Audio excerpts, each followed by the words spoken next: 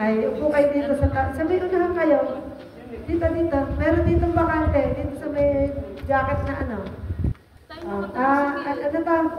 Ba't ang layo niyo? Yan. Ayaw talaga tumabi. Ayan. Kasi di ba ang sabi natin, kailangan nating mag-back to basic. Gagawin ko itong dalawang sessions para marinig din ng iba. Kasi alam mo, napakahalaga sa atin itong pag-usapan natin yung repentance.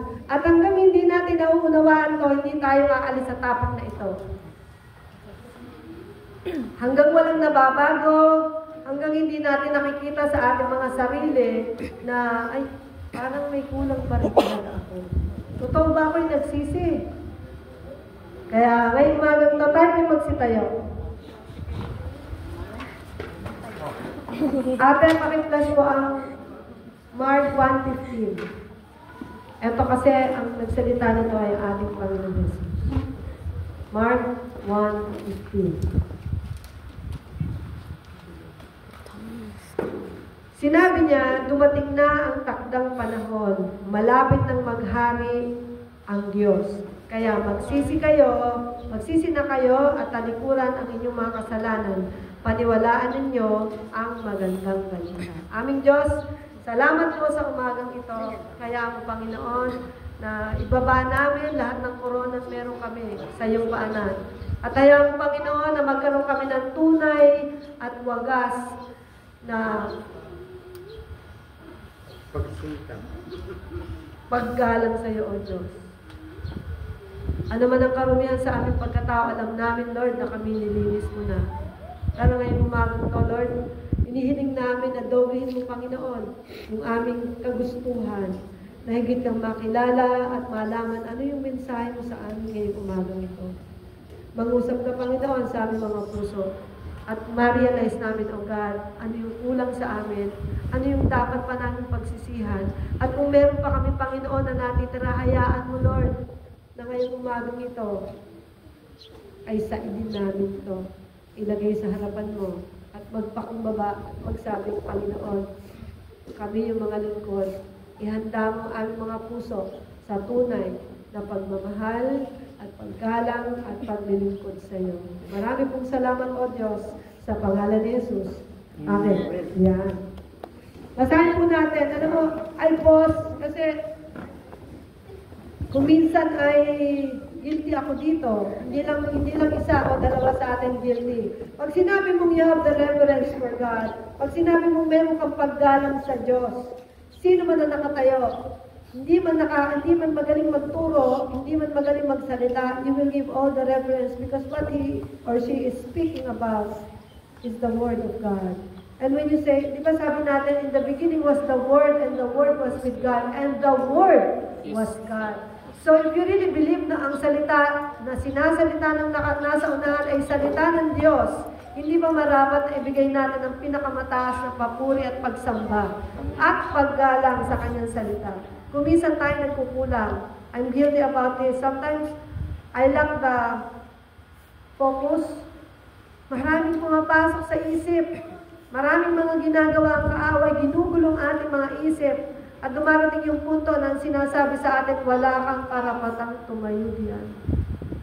Ganyan ang pinararamdam ng kaaway. Pero nakalimutan natin, tayo nilinis na ng Diyos. And when we have accepted God and when we have repented, dapat meron doon nababago doon sa kaloob-looban natin. Dapat dapat nagle-level up tayo, dapat nagle-level up yung ating paggalang sa ating Diyos. After all, siya talaga ang focus ng Biblia. Siya talaga yung dapat yung focus ng buhay natin. Pumunta po tayo sa Mateo 21:28-32 bilang panimula. Medyo lalagyan ko lang ng ilaw ha, kasi medyo...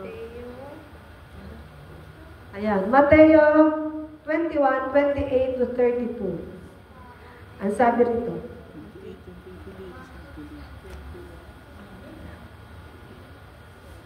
ang talinhaga tungkol sa dalawang anak. Makinig po tayo mabuti. Ano ang palagay niyo rito? May isang taong may dalawang anak na lalaki. Lumapit siya sa nakatatanda at sinabi, Anak, pumunta ka ngayon sa ubasan at magtrabaho ka ron.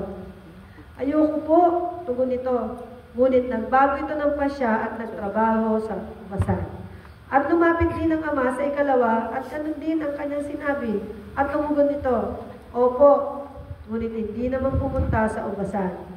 Sino sa dalawa ang sumunod sa kalooban ng kanyang ama? Ang nakatatanda po, sagot nila. Sinabi sa kanila ni Jesus, tandaan ninyo, ang mga maniningil ng buwis at ang mga bayarang babae ay nauna pa sa inyo na makapasok sa kaharian ng Diyos. Sapagkat naparito sa inyo si Juan at itinuro ang pagsunod sa kalooban ng Diyos at hindi ninyo pinaniwalaan, ngunit naniwala sa Kanya ang mga maniningil ng buwis at ang mga bayarang babae. Nakita ninyo ito, subalit hindi pa rin kayo nagsisit tumalikod sa inyong mga kasalanan at hindi rin kayo naniwala sa Kanya. Dito sa verse nito, malinaw na sinasabi ng Diyos. Minsan, ini-ignore natin. Sino dito yung ilang taon bago siya talagang sumuko sa Diyos o talagang inaccept niya ang Lord? Amen. Amen. Alam mo ba, doon sa DHL, may mga pumapasok doon na mga Kristiyano. Meron ako mga kaopisina Kristiyano. At sinesyaran ako, ang unang tanong ba naman sa akin, para yung pag nag-ii tayo, sa tingin mo ba, sa langit ka pupunta o sa impyerno? Sa isip-isip ko, antipatik ang aling to ah. Pag-alam mo sa akin kung saan ako pupunta. At saka, malay ko, hindi ko naman talaga alam, ano. Pero kay ano na nun, nakakarinig na ako. Paulit-ulit. Ilang beses akong tinatawag ng Lord. Ang dami kong dahilan. Dahil sa Rotaract, kaya ako nakatanggap sa Lord. Ginamit niya ang organisasyon na yon para talagang makilala ko ang Diyos. Alam mo yung paulit-ulit ka, ini-ignore ko, bingi ako, binibingi ko yung sarili ko, oo ako, agad, mamaya nga pala, Bible study. Ay, kasi po ako po yung nagsasaing sa amin eh. Pagtanghali mo ako po nagluluto ng lunch namin. Naku, sabi ng pastor na Amerikano, mga pagkaraan na ilang linggo, ay God, inilipat na namin ng hapon yung Bible study tuwing Tuesday doon kina Pip, Lazaro. Sa isip-isip ko, wala na yata ako dito talagang mawala. Pero dinner, syempre, katulad din ng mga bata, di ba na nagkakatuwaan tayo. Bakit ka umaaten ng Bible study? At saka minsan may napapagalitan akong bata. Hayaan mo yan, kaya lang naman napunta yan. Kasi miss na, parang naisip ko doon, ganun din pala ako noon. Sasama ko kasi ang sarap talaga ng dinner doon. Ano mo kay Mami yun? Kasama ko yun doon. At alam mo talagang, alam mo yun, ini-ignore mo ang Lord. Akala mo, mahilig ka sa pagkain. Hook kita dito. Kaya syempre, malilibang ka na every Tuesday. Nalibang na ako. Pero alam mo, ang tagal ng proseso ng Lord. Yung mga bandang una pa nga, dami kong dahilan. O, di umatend ako. Punta naman ako. Pagkatapos kong makinig ng kakaiba talaga sila mag-present ng gospel. Kahit English, parang mapapanganga ka, ang ganun pala yun. Pero pagkatapos, lilipat ako sa malaking simbahan at may pagluhod pa ako. At alam mo, sabi ko, Panginoon, patawarin mo ako talaga, dito po talaga ako. Di ba naalala mo yung sarili mo? Naalala mo ba yung sarili mo? Na ilang beses kami yayakag, pero ini-ignore mo. Oo ka lang. Kala mo talagang tumatanggap mo. May pagdasal pa. Naalala mo yung sarili mo? Sabi mo sa sarili mo, naalala mo ba yun? O di ba naalala mo yun? Alam ko yan. Hindi ka nag-iisa. Ngayon, ang buong Biblia ay nagpapatungkol sa sinasabi niya na repent. Repent. Anong ibig sabihin ng repent? Sabi ni Google, it is the action of repenting, sincere regret or remorse. Sa Tagalog, pagsisisi. Ang sabi naman ni Merriam-Webster, penitence implies sad and humble realization for one's misdeed. Absolution is dependent upon sincere penitence. Ayan. Ang dami pa sinasabi patungkol sa repentance. At ang buong Biblia ay patungkol kay Jesus. And it talks about reconciliation of God the Father sa tao na kanyang nilikha, na winasak ng kaaway. Tama? Naalala si Eva at si Adan. At para talaga pag tayo ay iniinis ng kaaway, ganito siya. Parang palagi mong maririnig, talaga ba? Di ba? Magtatayo, ang galing-galing niya na, talaga ba? Ang sabi ng Lord ganito, talaga ba? Huwag kang maniwala dyan. Ang kaaway, grabe ang ginagawa. Pero anong sabi ng Lord? Ang sabi sa Biblia, marami po ang nagsabi na repent. Umpisahan natin. Anong sabi ni John the Baptist? Pakibasa po sa Matthew 3:2. Kung hawak mo yung Biblia mo, basahin mo yan. Mateo 3:2. Ito na yon. Nagsisisigaw siya dyan. Ba't ba ako nagtitis din eh? Pwede sa cellphone hindi na lang dahil hindi ko makita. Pasensya na po, malabong mata. Ito na lang tayo. Sa Matthew 3:2, nabasa mo na ba? Pwede po bang may bumasa ng malakas?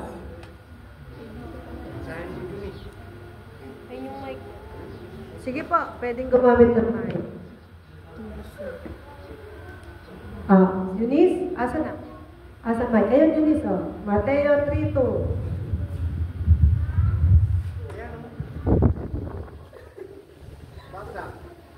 Ganito ang kanyang sinasabi. Magsisi kayo at talikuran ang inyong mga kasalanan, sapagkat malapit nang dumating ang kaharian ng langit. The kingdom of God is at hand. Eto naman, basahin natin ang mga sinasabi naman na ano ang ginagawa ng mga disipulo ni Jesus. Mark 6:12. Lahat po ito ay patungkol. Bible na rin po tayo, ha? Lahat po ito ay patungkol sa pagsisisi. Mark 6:12. Meron na po ba? Sige po, basa po natin ang mic para po tayo may participation. Sige po. Ay, adali po yun. Ay, malakas. Basahin natin na malakas. Sige po, sabay-sabay. 1, 2, ready. Kuya, Ivan. Hawak ko na rin yung mic. Ay, ikaw na, hawak mo. Malabo po mata. Malabo. Sabay-sabay po tayo. 1, 2, 3, go! Pumayo nga ang 12 at nangaral na ang mga tao at mga tao ay dapat magsisi at tumalikod sa kanilang mga kasalanan. Yun, ang sabi, tumalikod sa kasalanan, magsisi. Ang sabi naman ni Peter sa Acts 3:9. Meron? Acts 3:9, ate? Mali. Mga gawa. 3. Mga gawa, chapter 3, verse 9. Ang sabi po diyan, basahin ko, nakita ng lahat, ay, maluya tayo na. 3:19 pala, sorry po. 3:19. Ang sabi ay ganito, kaya nga magsisi kayo at magbalik loob sa Diyos upang patawarin ang inyong mga kasalanan. Ano naman ang sabi ni Apostol Pablo sa mga gawa 26:20. Ay, magtagal. Kailangan natin basahin ng mabilis. Ang sabi niya, nangaral ako una sa Damasco, saka sa Jerusalem, at sa buong lupain ng Judea, at gayon din sa mga Hentil. Ipinangaral kong dapat silang magsisi at tumalikod sa kanilang mga kasalanan, lumapit sa Diyos at ipakita ang kanilang pagsisisi sa pamamagitan ng mga gawa. At ano naman po ang sabi ng ating Panginoong Yesus na binasa natin kanina? Sa Mark 1:15. Marcos 1:15.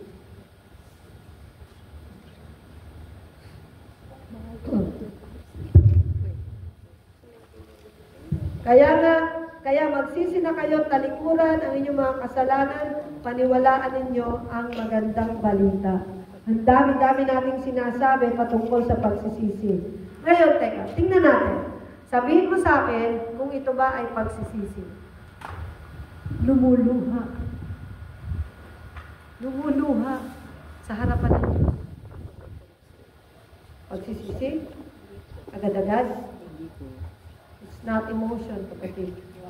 Kahit ay kayo nagkandal, nagka-unsi-unsi ka pa man dyan. Unsi-unsi din eh. Unsi-unsi din eh. It's not about emotion. Tapos, eto, kasi noong mga panahon noon, alam natin na meron silang sinusuot na damit, sackcloth. Sinusuot nila yon kapag sila ay nagsisisi o talagang nagre-repent. Yun ang suot. Tapos ang mukha ganyan. Nagsisisi. Kawawa ah. Diba? Hindi siya pagsisisi. O kaya yung parang pakiramdam niya talagang sinisisi yung sarili niya. Ako talagang may gawa nito. Hindi talaga. Ako talaga. Lord, ako talaga. Totoo ba yun? Hindi lang ito pagsasabi ng I'm sorry, Lord. O yung feeling ko, dapat pala, Lord, ito yung ginawa ko. Dapat pala ganito. May regret. Hindi yung ganun. Hindi lang yung ganun, kapatid. Hindi lang yung pagmamakaawa natin, yung nagmamakaawa ako sa iyo, Lord. Nagmamakaawa ako sa iyo, Lord. Patawarin mo talaga ako. It's not just about that. O yung pakiramdam mo, guilty ka. Guilty ako. May dahilan, guilty ako. Kapatid, hindi ito patungkol sa pagbabago ng kagustuhan mo, kundi ito yung willingness mo na magbago ka para sa mas mabuting bagay. Dapat magbago yung puso mo, yung totoong pagbabago doon sa kaloob-looban. Kasi doon nakatingin ng Lord. Kasi doon siya naninirahan. When we accepted the Holy Spirit, when we accepted God, the Holy Spirit, nandito siya. Nandito siya sa puso natin. Dapat yung wasak tayo, yung pagsisisi na wasak yung pakiramdam mo. Na parang, Lord, I'm sorry kasi nasaktan kita. Dapat yung puso mo talagang mababago. Yung talagang ramdam na ramdam mo yung Lord, I'm really sorry. Kasi nasaktan mo yung lumikha sa'yo. Yung ang Lord na ang gusto lang ay maging maganda yung buhay mo. Yung Lord na inaahon ka sa pangit mong buhay. Nasaktan natin siya. At yung moment na tumanggap tayo, talagang mapapaluha ka. And no matter how much we cry, alam ng Lord yung heart natin. Kahit nga kung may makikita ka, nag-worship, hindi sila nataas ng kamay. Pero hindi ibig sabihin, hindi sila nag-worship. Tahimik lang sila sa isang sulok. Hindi ibig sabihin, hindi sila nag-worship. Mapapatingin ka. Ano ba ito? Ano ito? Nakataas na lang ng kamay ng mga tao. Hindi nataas ang kamay. Ano ba dyan? Diba? Dapat, merong change of heart and mind. Basahin po natin yung Psalm 51:17. Awit 51:17. Ano ang sabi dyan? Mga awit. Awit 51:17. 51. Maganda ko lagi. 17.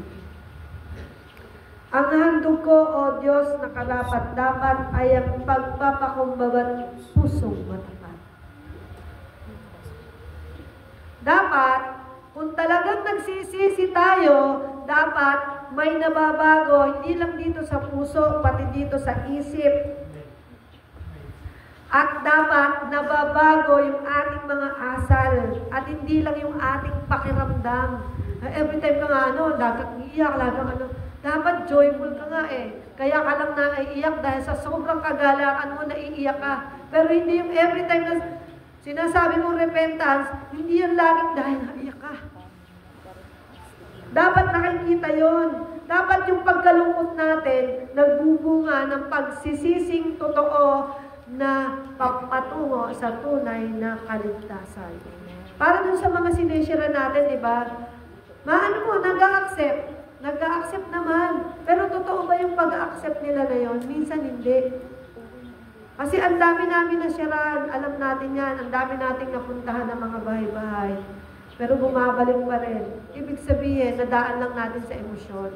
Napaiyak natin, naramdaman nila, minsan nag-share tayo, doon sa panahon na down sila.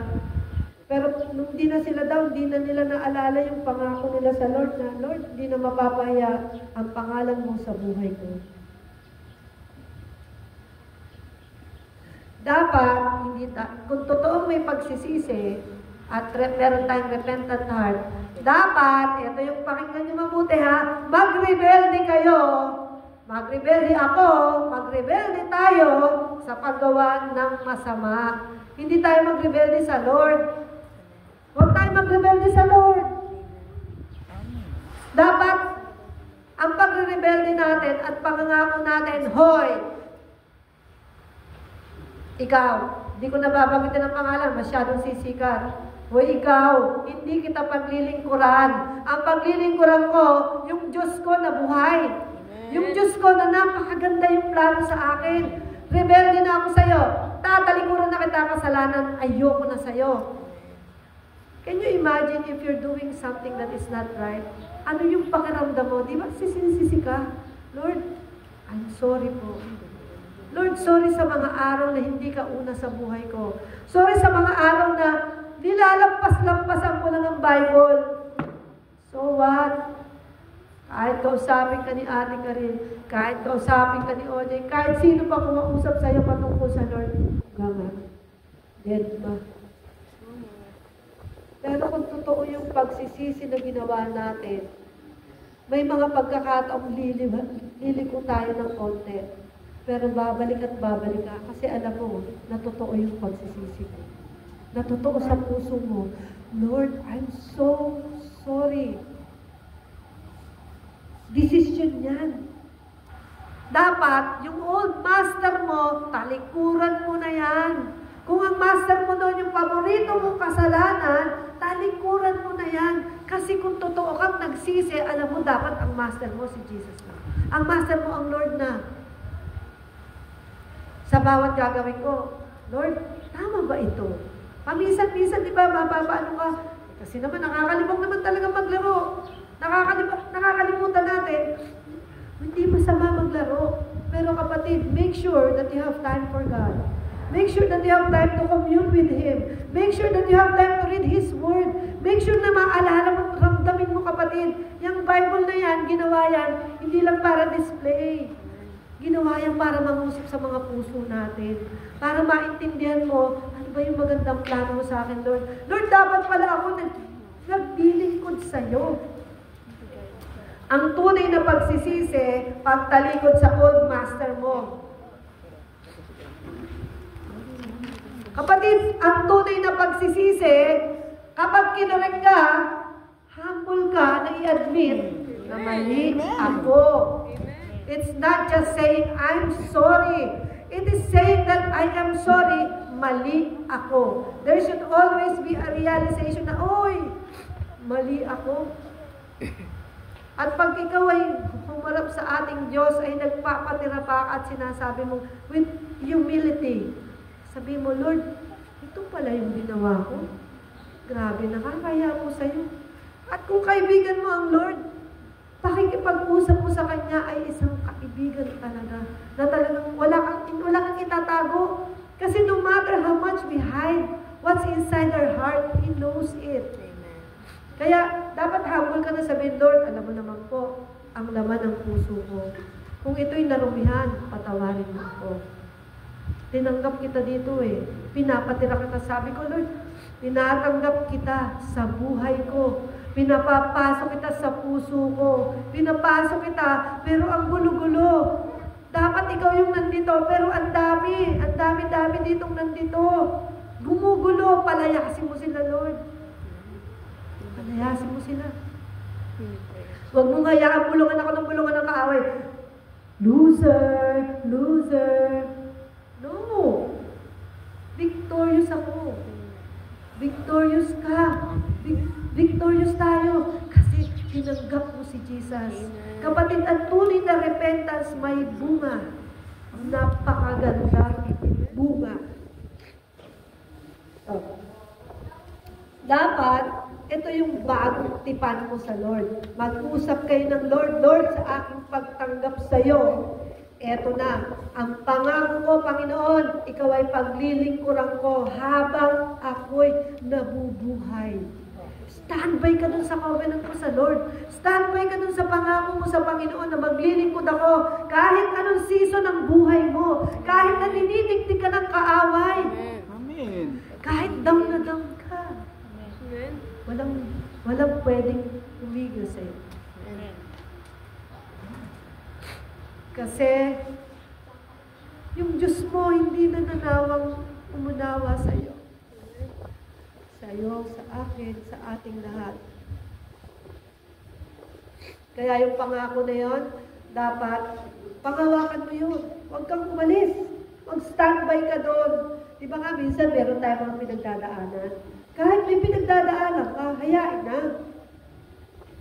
Huwag kang tumambay dyan. Ang tambayan mo, yung pangako mo sa Lord. At pangako ng Lord sa'yo. Di ba? Lahat aalis. Lahat aalis sa buhay mo.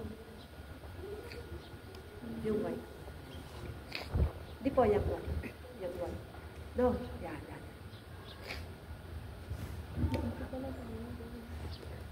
Dapat ang tambayan mo, yung pananampalataya natin sa ating Panginoong Jesus, na ikaw, inahon ka niya mula sa kasalanan, mula sa kadiliman, patungo sa kaliwanagan.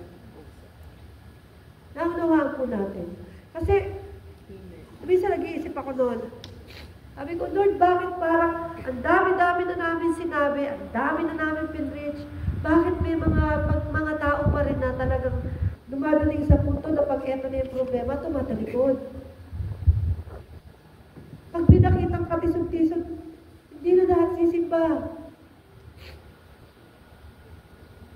Yung pala dapat paalalahanan patungkol sa pagsisisi. Kasi pag tunay ka nagsisisi, kahit anong iba ito ng kaaway, kahit yan pa yung pinakamabahang bagay, ibinato sa'yo. Dead mo lang, kapatid. Dead mo lang. Kung araw-araw mo naririnig yun, hayaan mo lang. Dapat may bunga. Ang tunay na pagsisisi, mayroong bunga. Basahin po natin, mga Gawa 2:38.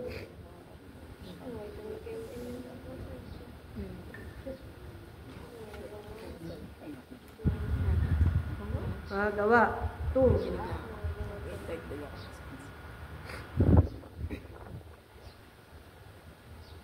Sabi dito, sumagot si Pedro, pagsisihin niyo talikuran ng inyong mga kasalanan at magpabautismo kayo sa pangalan ng ating Panginoon ng Jesus. Pangalan ni Jesucristo upang kayo patawarin at tanggapin ninyo ang kaloob ng Espiritu Santo. Mga kapatid, yung pala, kapag pala ako'y nagsisi na sa aking mga kasalanan, pero dapat may pagsisisi ha, mamaya pag-usapan natin yan.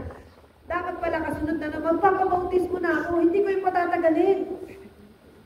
Dapat hindi wag mo, ay kasi, di ako piniyagan, ay kasi ganun. Kapatid, pag ba ikaw ay umarap sa Lord, kasama mo ba yung nanay mo, hindi ko naman sinabing suwayin mo ang magulang mo, pero ipaliwanag mo ng ayos, kapatid. Ang salita ng Diyos ay makapangyarihan sa lahat. Kahit na anong mangyari, ang matutupad, matutupad. Diba? Plano ng Lord yun eh. Okay, dapat, kapatid, ang tunay na pagsisisi, sino dito yung nakakaranas kaluhin? Diba, may makapal? Ako po. May makapal. Pero pag tinanggal mo yung kalyo, may malambot. Tama? Lalambot na siya. Kasi tatanggalin mo na yung nasa ibabaw eh. So, ano yung nasa loob na? Malambot na. Yan parang puso mo rin, kapatid. Dati, sa pusong bato. Di mo alam dahil sa'yo. Ako hindi makakain. Alam ko yan, mga favorite niyan. Pero yun ang sinasabi dito. Kung dati, pusong bato ka, ngayon, magiging mamut ka na. Bakit? Kasi alam mo, pinabago ng Lord dapat yung puso natin. Diba? Dapat merong dapat yung puso natin handa nang tumanggap ng pagkurot, pagka pinagalitan, handa nang, okay po Lord. Pinagsabihan ni ate ka rin, pinagsabihan ni mami, pinagsabihan ko, ganito ka.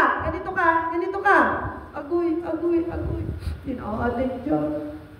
Pati, dapat natatanggal ng kayo dyan. Hindi ko mabalik. Dapat di na gano'n. Dapat may bago na. Dapat, ay, nako, patawarin mo ako. Ay, ganun pa. Ay, ganun pala ako. At minsan, alam mo, pag sinasabi sa yung mali mo, matatawa ka na, ay, talaga, ganun pala ako. Oh, di ba? Oh, last week, example na lang. Oh, meron pinagsabihan. Kasi parang taong ba to? Parang disusi. Pag inabutan mo ng something, nakaganon lang. O, di ba? Pero sinabi, hindi dapat ganun. Dapat naimik ka rin. O, pinagsabihan, alam mo, dahang mo, Lord, lumakap. Tapos napatawa ka, ay, ganun pala ako. Dapat ganun. Di ba? Pag nagmamaldita ka, pag pinagsabihan ka, ay, halika ta. May mali. May mali. Alam ka naman gumanto ka, anong mali? Bakit ako naging mali? O kaya naman, opo, kunyari lang pala nagsosorry, pero pag talikod, ay, ako naging mali. Ano naging mali? Tatawa ka ba yun? Di ba? Paano ako naging mali? Tsaka kapatid, dapat yung kayo dyan, tanggalin mo na yan. Pag sinabing sorry na, patawarin mo na. O, patawarin mo na. Sabihin mo sa katabi mo, patawarin mo na. Tawarin mo na. Tawarin mo na kasi. O, diba? Sabihan mo na. Eto mga kapatid, ang tunay na pagsisisi dapat may bunga. Anong klaseng bunga? Fruit of the Holy Spirit. Alam mo na yan kapatid, hindi na kailangan i-memorize yan.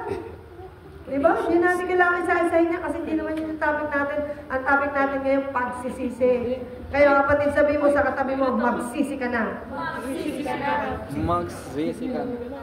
Yan ha. Ito ang pag-usapan natin. Di ba? Ang nangyari, ang sabi, huwag kakain. Huwag kakainin ang puno ng, ang bunga ng punong yon. At dahil sa pagkain niyan, ano nangyari? Nagkaroon ng kasalanan na tayo, inapa? Hiwalay.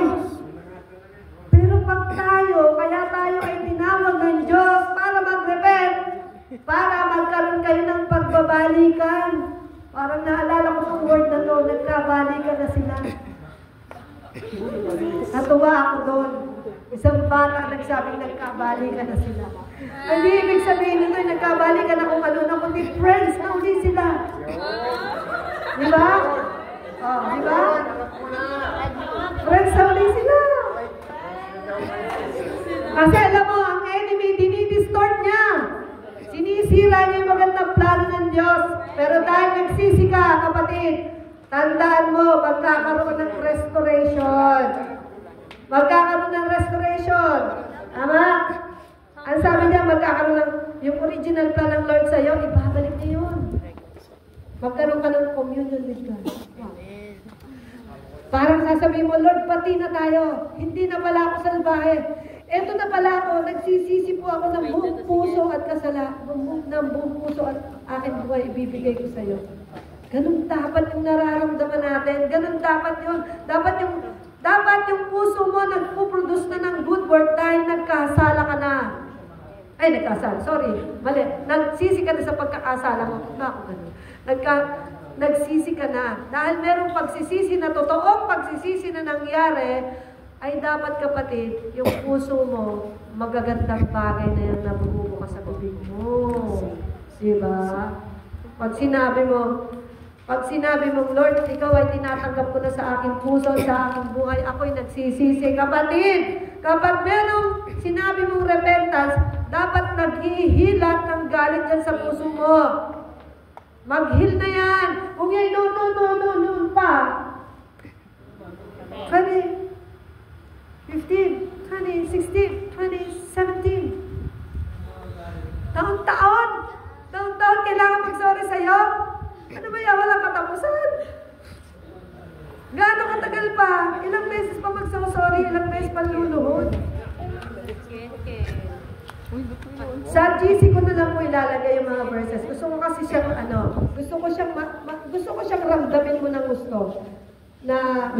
Gusto ko ramdamin mo ng gusto na ito pala. At tanungin mo yung sarili mo, talaga ba nagsisi ba talaga ako? Lord, ganito na ba talaga ako? Na pagpatungkol sa'yo, talagang, alam mo yun, yung pag tinanong mo, Ay, in love ka, no? Ang isasagot mo talaga, I love ako kay Lord. Yes. Diba? In love na in love. Kaya ka pala lalo mo kaganda dahil in love ka kay Lord. Hindi lang yan sa katabi mo. Diba? Hindi lang yung pagka-in love mo sa katabi mo, secondary na lang yan. Dapat yung pagka-in love mo sa lugar, bongga na. Diba? Isa pa, kung tunay ka nagsisip, dapat uhaw na uhaw ka sa salita niya. Ay grabe, kulang na lang, huwag mo itong bitawan. Dapat, kapatid, dapat hindi nababago yun.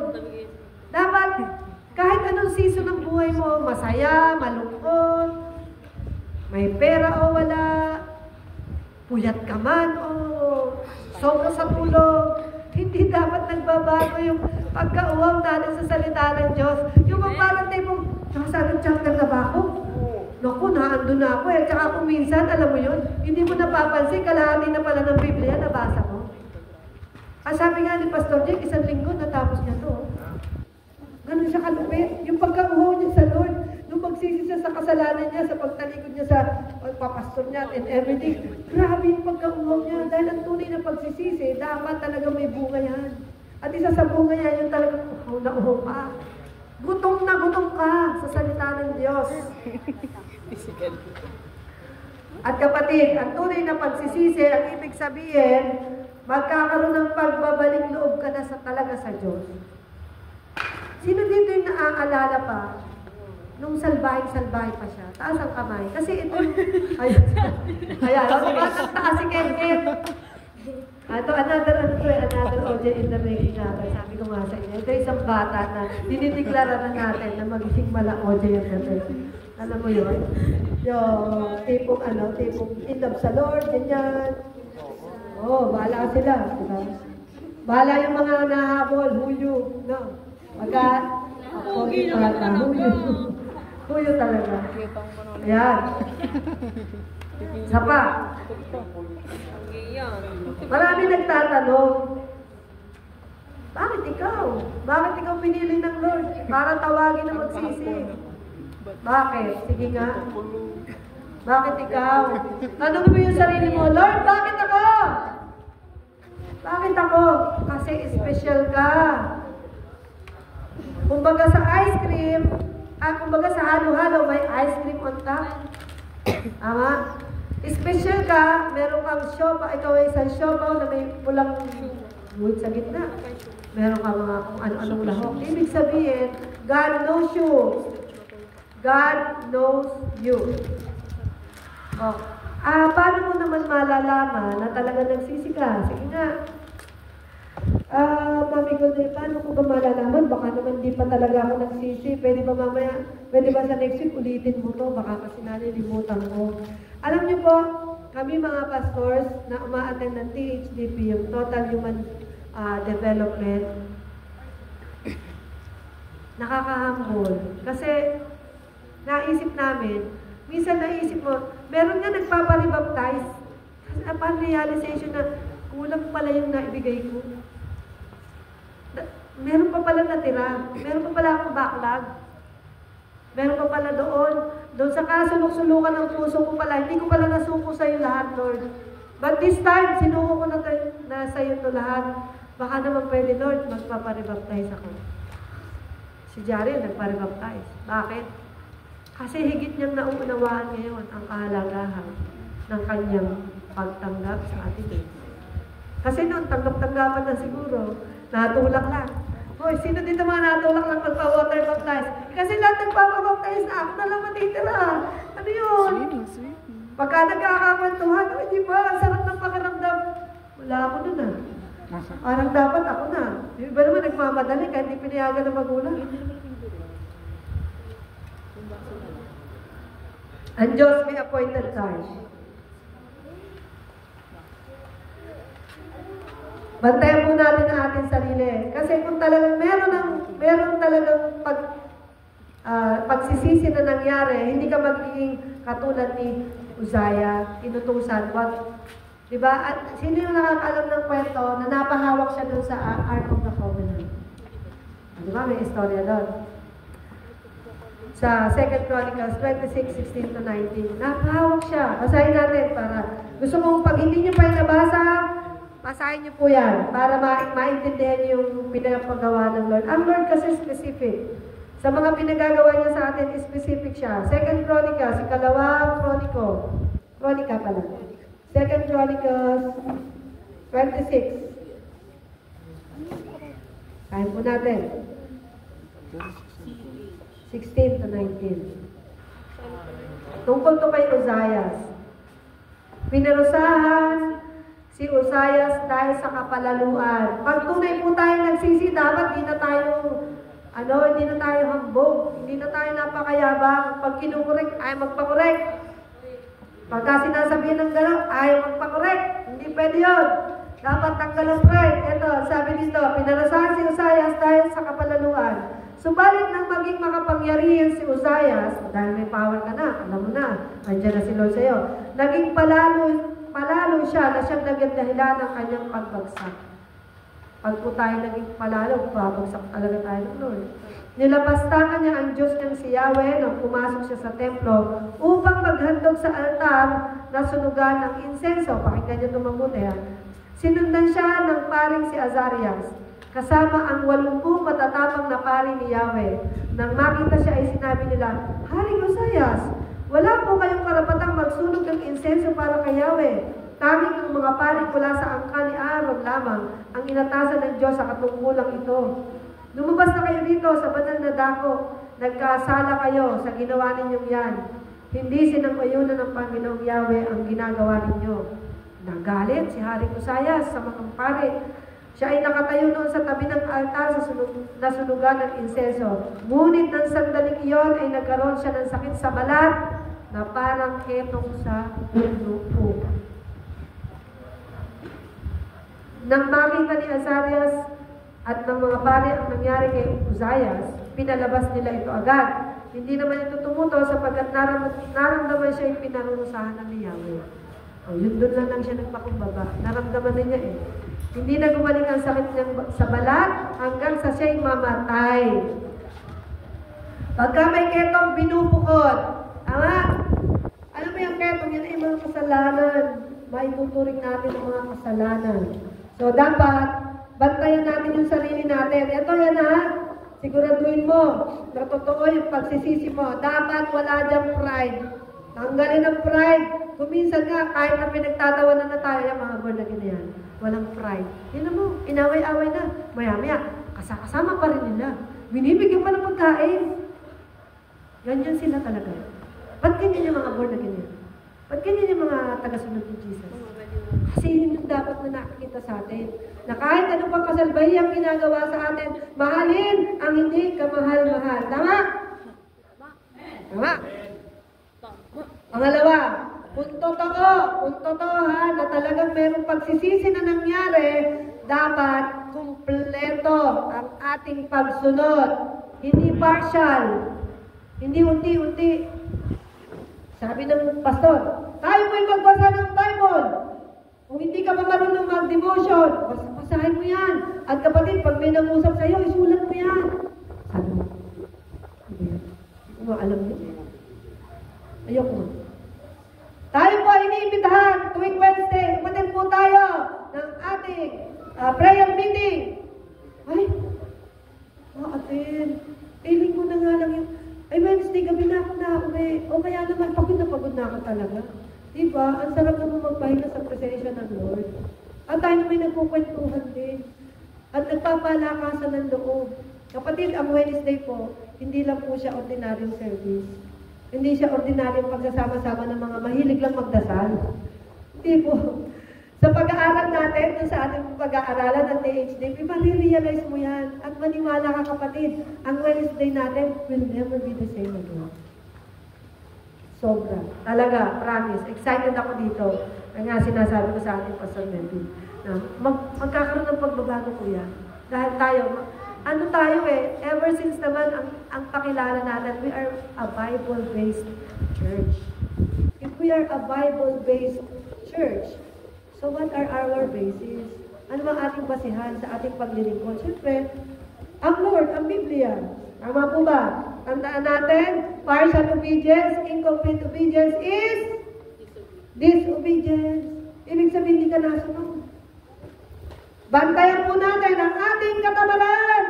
Kung totoong ikaw ay tumanggap sa Diyos, nagsisi sa kasalanan, dapat sipahin mo yung katamaran na yan. Ano mo yung ano? Ganito, di ba? Linggo. O, makinig ha, linggo. Mag-a-alarm ka. Mag-a-alarm ka kasi gigising ka. Nag-alarm na! Ere!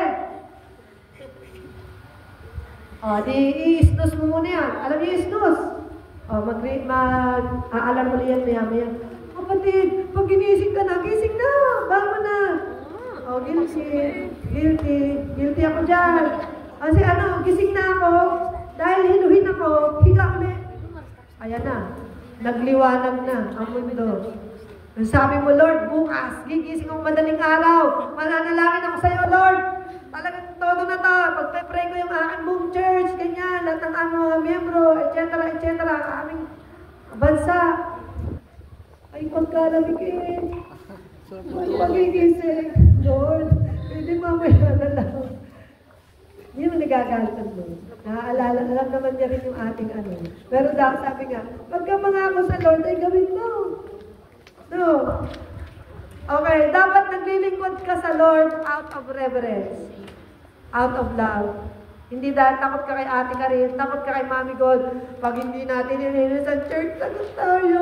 Pag natignan marumi, lagot tayo. Naku! Bakit hindi tayo matindang ganun? Lagot tayo. Dapat hindi ka sa akin matakot sa Lord. Wag ako.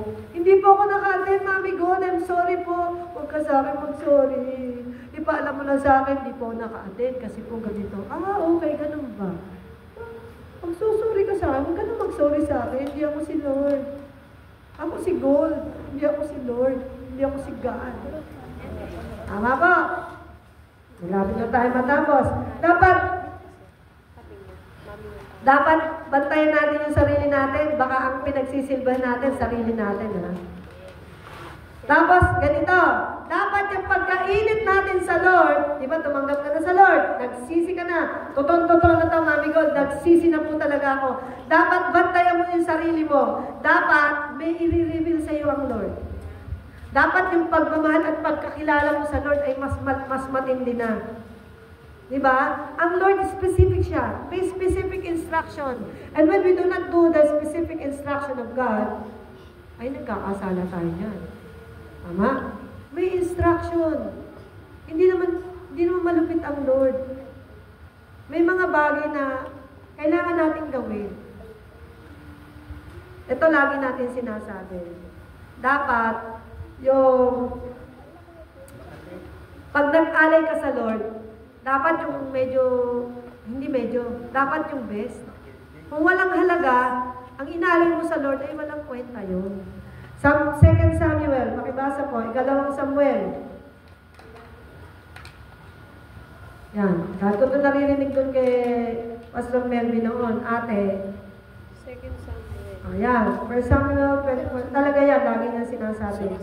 Diba, natatandaan nyo to, bibili siya ng gamit para dun sa ipapagawa. Ito, ang sabi niya, ngunit sinabi ng hari, hindi maaari, babayaran kita. Sabi kasi dito, mayroon po, ito sumagot si David, bibilin ko ang iyong giikan para pagtayuan ng altar ni Yahweh upang mahinto ang salo. Hindi na po kailangang bilhin ito.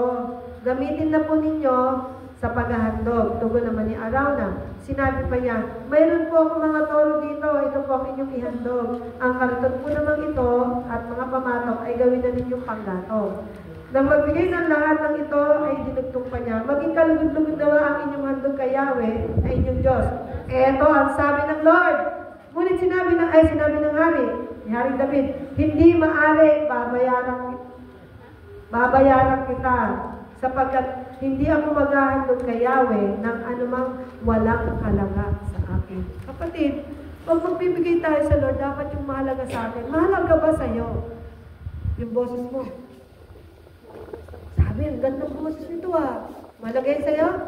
Bigay mo sa Lord. Kung mahalaga sa iyo yan, bigay mo sa Lord. Pag nagbigay ka sa Lord, huwag mong panghinayangan. Kasi kahit maubos yan, babalik ng Lord. will not offer to God something that cost me nothing. Tama ba yung pagkakabanggit ko? Tama. Tama po. Tandaan po natin, ito pa, malapit na, matatapos na tayo. Bilang paalala sa pagtanggap natin sa ating Panginoon. Dapat, yung binibigay natin na paglilingkod, may kapakinabangan. Dapat, pag sinabi ng Lord, ikaw ay steward ko, ikaw ay tagapamahala ko, siguraduhin mo na ang nagpa-profit doon ay ang Lord, ang bibigyan ng glory ang Lord, at hindi ikaw. Pag hindi, tawag doon, walang kwenta. Lord, me. Pag sinabi ng Lord, ikaw ay aking pinipiling tagapamahala, bigay mo lahat.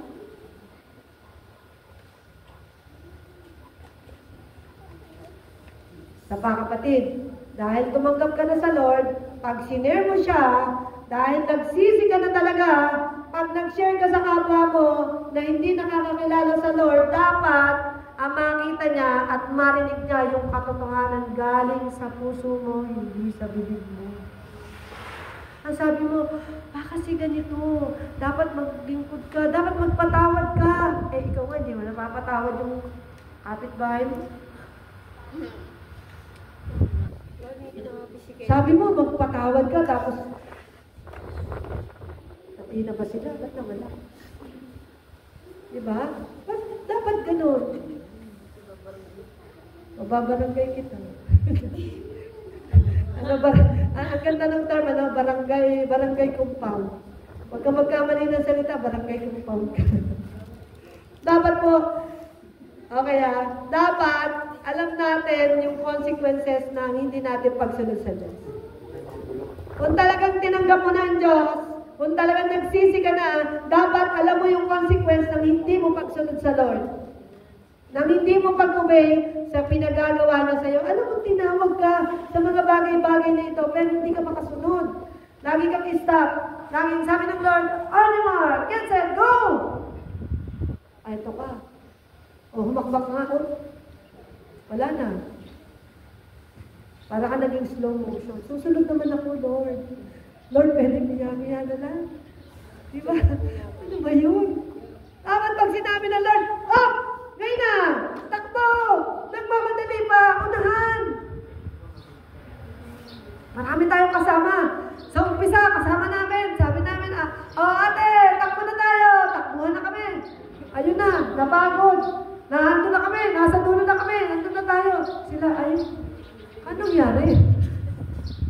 Dapat ba lang kinapitan natin? Dine, pagod ka na. Dine, pasan. Hindi pala dapat, no? Bali mo yung, kung talagang naniniwala ka na ikaw ay nagsisi, dapat alam mo, nasa isang pamilya ka. At yung pamilya mo, hindi mo iiwan. Ewan mo ba doon? Ang Diyos, inutos niya, command niya to, magsisi. Repent, for the kingdom of God is at hand. Sabi natin, dapat pag nagsisi na, totoong pagsisisi, totoong pagsisisi ha. Ang dami na natin sinabi. Baka sa susunod, ganun pa rin. Ano nga ba? Pag sinabi mo, talagang nagsisisi ka na, Mami God, sure na ako. Magpapa-water baptize na ako. Kaya po ba natin yan i-schedule? Mami God, kahit kung kakayanin mo lang sa birthday ni Oje, gagawin ko to. Nagkamali ako eh. Diba? Dapat may water baptism sa birthday ni Oje. Hindi ko nalakad yung resort. Ano ba birthday mo? 30 o 31? 30 po. 30, Martis yun. 25 na lang. Titingnan natin ha, kung makagawa ng paraan. Hindi, may swimming ang birthday ni Oje. Malalaman mo sa Lunes bukas, malalaman mo. Sa March 25 na lang. Ayun na. May makapila dito, March 25. Okay lang birthday mo. Eto mga kapatid, pinag-uusapan natin ang patungkol sa pagsisisi. Ang dami na natin nasabi. Pagsisisi, repentance, etc. Ang tanong, humingi ka ba ng tawad? Siyempre, pag hindi ka humingi ng tawad, ano ipapatawarin sa'yo? Ay, pinapatawad na kita, hindi ko pa nagkakasal. Specific.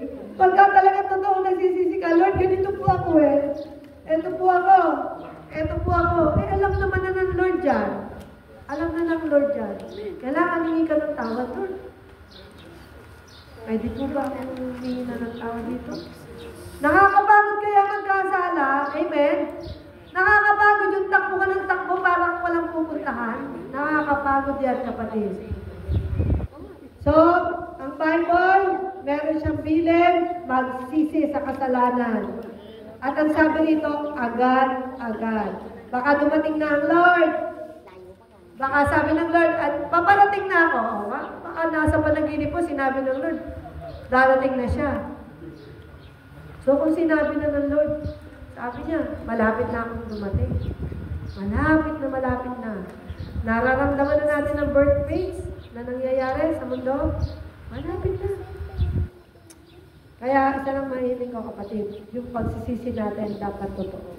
Not just from our mouth, but from our heart. Not just from here, but from here. Amen po ba? Di ba tayo kumain? Ate, pakatugtog nga yun siya sa atin. Yes. Sa ulo mo yun. Siya sa atin mo yun. Sige po. Ngayon, ngayong oras na ito, kapatid, I want you to close your eyes and think about the time na ate, paki-off na po yung cellphone.